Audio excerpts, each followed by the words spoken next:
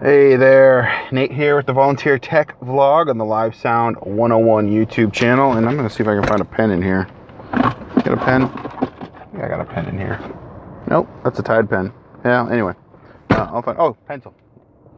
There we go. Although Tide pens are handy to have. And this edition of Live Sound 101 and the Volunteer Tech Vlog brought to you by Tide Pen. Just kidding, they're not a sponsor. So this is a media report for, let's see, April 2nd, 2017. And this was, for me personally, round one with the brand new Yamaha TF5. So we have migrated away from SAC, software audio console, and we have moved to getting a physical board in the house again, a new fancy newfangled digital board that everybody's been talking about for the last couple years. The X32 by Behringer is the one that everybody talks about the most, but the TF5, the TF5 is the one we like. We like the TF5. It works for us. May not work for everybody, but we like the TF5. And I got my first Sunday in with it, so I have now logged, let's see, 2 hours for rehearsal and about 5 hours today. I did 2 services. So I'm up to logging 7 hours behind the TF5 to give everybody, and that's what I wanted to jot down right here, is 7 hours. 7 hours logged with the TF5. So I'm going to keep a running list of how many hours, and you'll be able to see kind of the more time you spend with the board. I'll be talking about maybe new features and new things that I learn about it or like about it. And so at the very beginning, you're just interested in knowing the very basics to make sound come out. And then after, for me personally, I'm just like, let me just navigate it. Let me see how to flip around, jump between mixes, do the EQ, do the compression and limiting, do anything like that.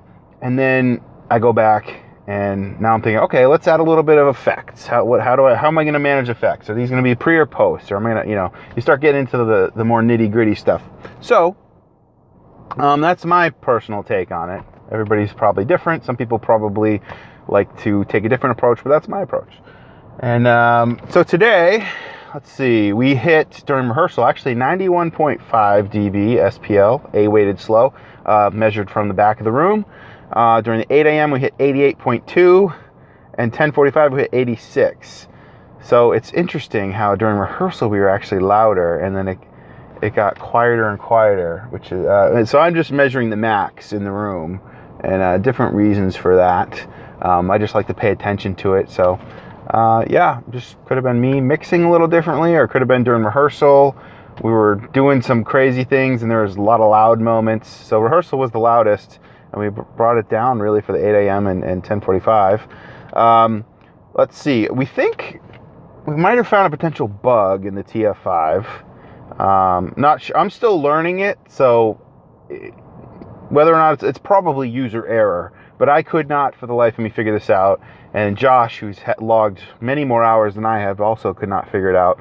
But seems like there's a busing bug, a routing error. Could have been user error. I don't know, but I'm just documenting it here, sharing it. So if somebody out there is a TF5 user and they're like, oh yeah, I ran into the same thing, or you knucklehead, you should have done this. Like, that's kind of why I'm putting this out there. So please feel free to call me knucklehead.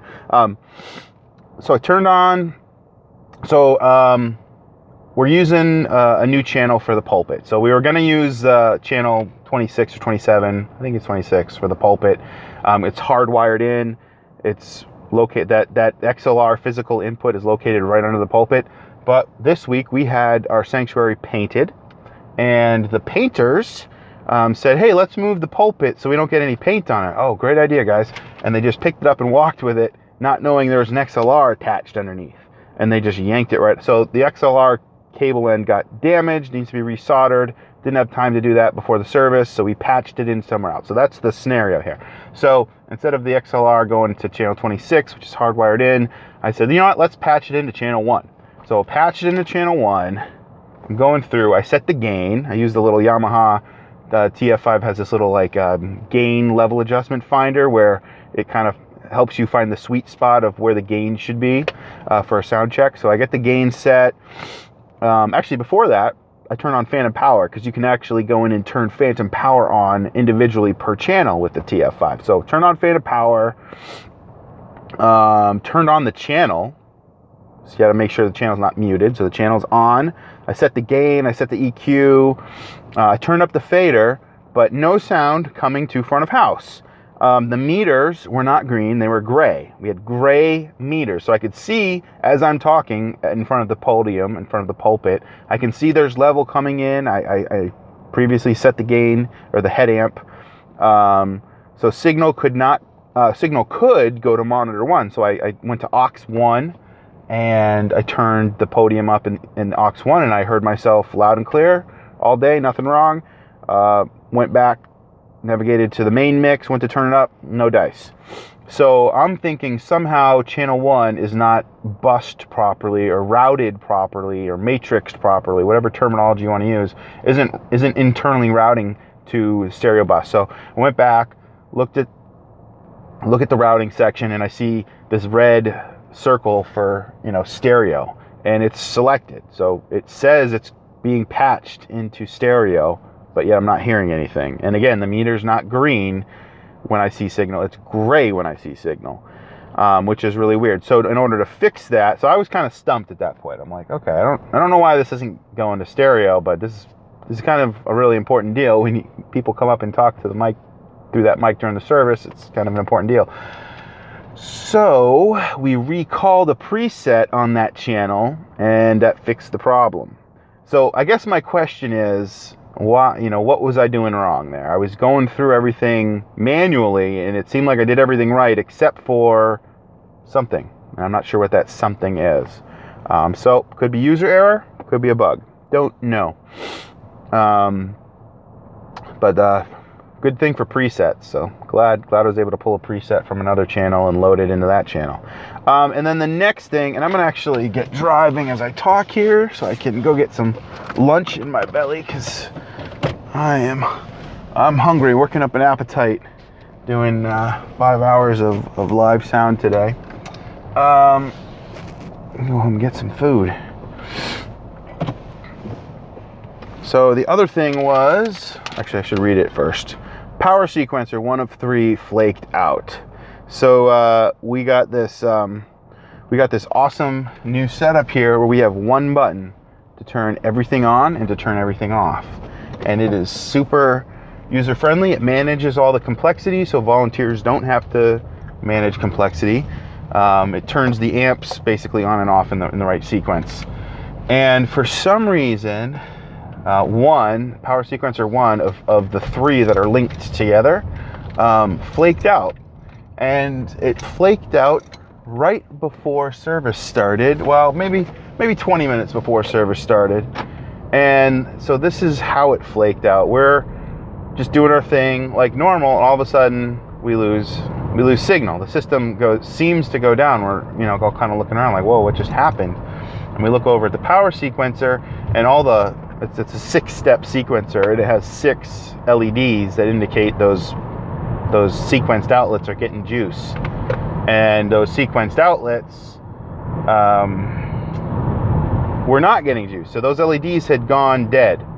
But there were other LEDs, like the main power indicator was on, and it was fine. So we knew the thing was getting power, and that sequencer is plugged directly in to a UPS, an uninterruptible power supply.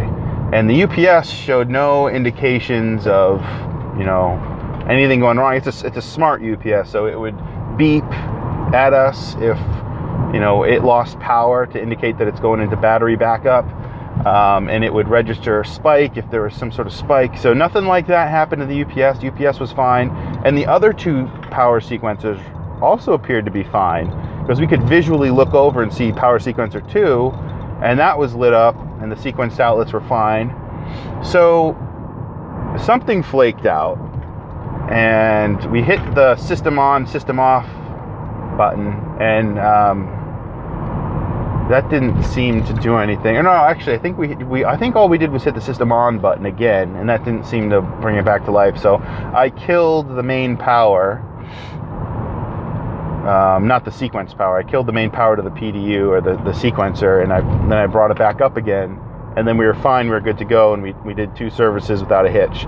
But we don't really know what why that Middle Atlantic sequencer kind of flaked out. So yeah, it's one of those things where the very first thing we thought of was, oh, maybe we tripped a breaker. You know, maybe we're drawing too many amps and the breaker tripped. And so Josh immediately ran over to the panel, and the panel was fine. And then after further investigation, we realized, well, of course the panel's fine. Let's go upstream a little bit from that. And well, the UPS is fine. That never went into battery backup mode. So we think it was just internal to the sequencer. Not totally sure. Josh did mention he stuck his head kind of behind the equipment rack where the sequencer was. It's a little 4RU rack that sits on the desktop of the control room. And he said, oh, it smells like ozone a little bit. I'm like, is that just because electronics are heating up normally, or is that because some gray smoke snuck out of something? You know, it's like, why are we smelling that smell? And it was faint. It wasn't like you smell plastic burning or anything like that, but you kind of stuck your nose in there like, oh, I think something smells a little wonky in there. So I don't know, not sure what happened there, but it might be worth a phone call to Middle Atlantic just to say, hey, we got this power sequencer, this happened to it, do you know what would cause that to happen to it? Who knows? It could have been something, somebody accidentally pushed the button, maybe. But see, that's the thing. It's just, I don't think that would have been the case, because the sequencer was in a state where I had never seen it before. I mean, it was like it was in a sequenced off state. Yet the other devices that are supposed to be linked to it were not off. So I think that was the part that caused me to scratch my head. If all those things are linked together and sequenced, why is it that sequencer 1 of 3 somehow got into this odd state or modality or whatever you want to call it? So anyway, that's my media report for April 2nd, 2017. And I am currently on schedule again for next week to log some more hours with this board. I need to become an expert at the TF5 and really learn all the ins and outs. Definitely getting more and more comfortable with it.